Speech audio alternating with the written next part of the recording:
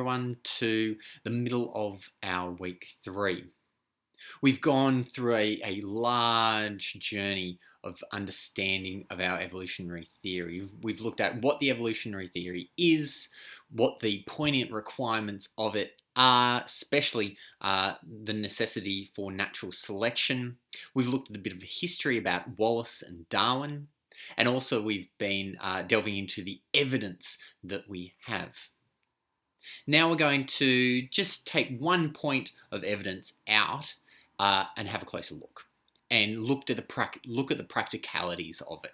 So in class we have, and when we get back to class, we may drag these out. We have a lot of fossils in the science rooms that we can get out and have a look and hold. And the fascinating thing is just to be able to pick something up, look it over, realize that it is an organism, it was once a living thing, and be told that these are hundreds and hundreds of millions of years old is fascinating to me.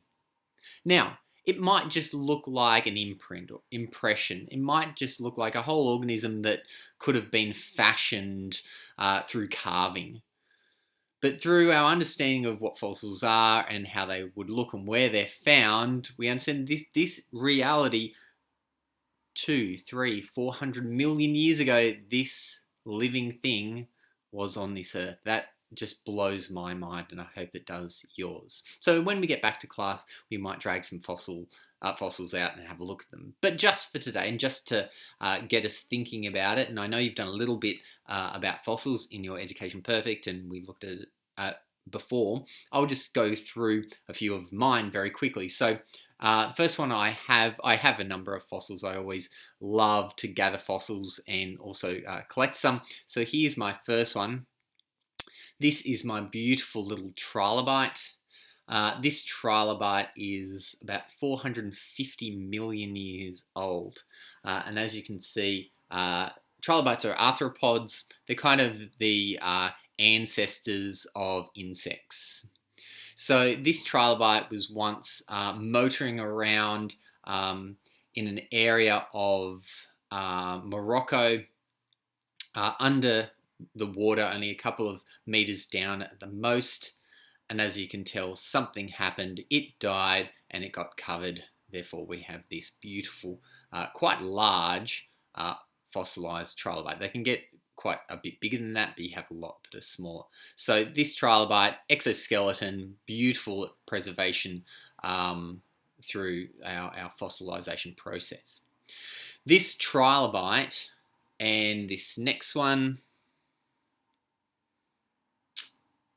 if you have a look here, this is Glossopteris leaves. Kind of reminds you, if I click in a little bit more, so we've got this large one here, and we've got lots of other ones over here, and just an imprint here. If you see on this edge there, you've got a number of layers of them through here. I'm not going to crack them open, but this is full of them if you section that off. This Glossopteris is about 255 million years ago. This fossil was found around the Victoria. This is a New South Wales one. The Warrumbungles, if you've ever been there, near Coonabarabran.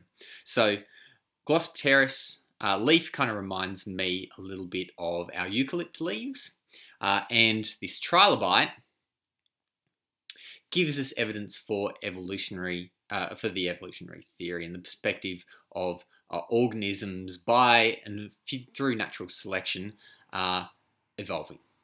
So today, what are we going to look into apart from my beautiful little fossils from home? You are going to be practically following through what a paleontologist would be doing today in a virtual lab and be finding fossils, digging them up, seeing the stratification of them, and determining through that law of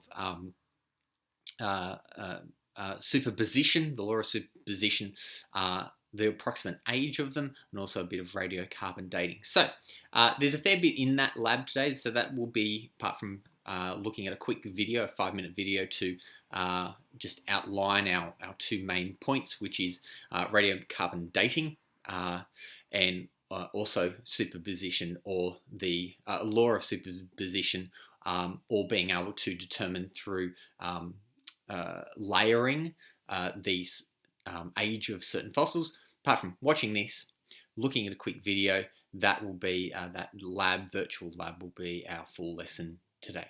So I hope you are looking forward to getting more into fossils and what they mean, what we can learn from them. Enjoy your lesson.